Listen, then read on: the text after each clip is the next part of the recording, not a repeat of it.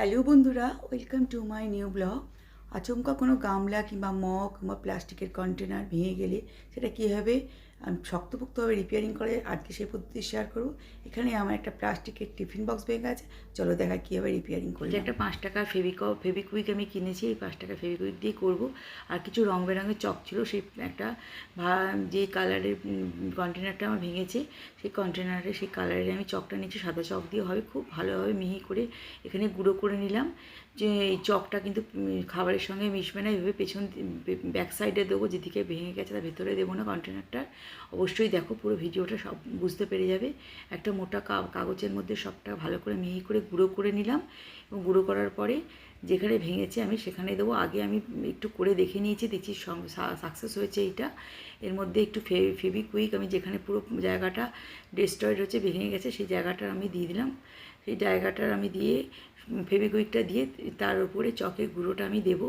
চকের গুঁড়োটা আস্তে আস্তে আস্তে করে ঝেড়ে সুন্দর করে হাত দিয়ে করে নেবো এবং চকের গুঁড়োটা দেওয়ার পরে জায়গাটাকে শক্ত হয়ে যাবে। জায়গাটা লোহার মতন কোনোভাবেই আর সেই জায়গা থেকে খুব জোরে চাপ না দিলে ভাঙবে না।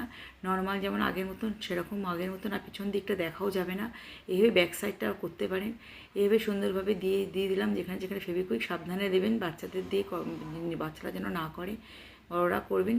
এইভাবে দিয়ে নেবেন। তারপরে তার ওপরে আমি আবার ফেভিকুইকটা দিয়ে নেবো। যে জায়গাটা বেঁকে যাচ্ছে, ভাঙা আছে, সেই জায়গাটা ফেভিকুইক দিয়ে নেবো এবং এরপরে আপনাদের জল দিয়ে দেখাবো যে 1 ফোঁটা জল পড়ছে কি না। আগে অবশ্যই আমি টেস্ট করে নিয়েছি। বন্ধুদের কখনো ভুলভাল ভিডিও দিই না। দেখো, ভালোভাবে টেস্ট করে নিয়ে আর পরে আমি তোমাদের দিচ্ছি। দেখো, পুরোপুরি দেওয়া হয়ে গেল। যদি এটা 5 টাকার ফেভিকুইক যদি বেশি বড় ভাঙা হয় তাহলে দুটোই অবশ্যই ফেভিকুইকের প্যাকেট রাখবে। দুটোই থেকে হয়তো একটার হাফ লাগবে, হাফটা রেখে দিতে পারবে। এইভাবে দেখো আমার হয়ে গেল, ঝেড়ে নিলাম, সেইটুকু জায়গাটা হয়ে গেছে। বাইরের দিকে এটা খাবারের মধ্যে লাগবে না। প্রথমে ফেভিকুইকটা দিলাম, তারপরে ডাস্টটা দিলাম, তারপরে আবার ফেভিকুইক দিলাম। খাবারের মধ্যে ডাস্টটা পৌঁছাবে না। দেখো, জল দিয়ে দেখাচ্ছি তোমাদের। দেখবে জলটা অ্যাজ ইট ইজ থাকছে, যেমন ভাঙা বোঝাই যাচ্ছে না।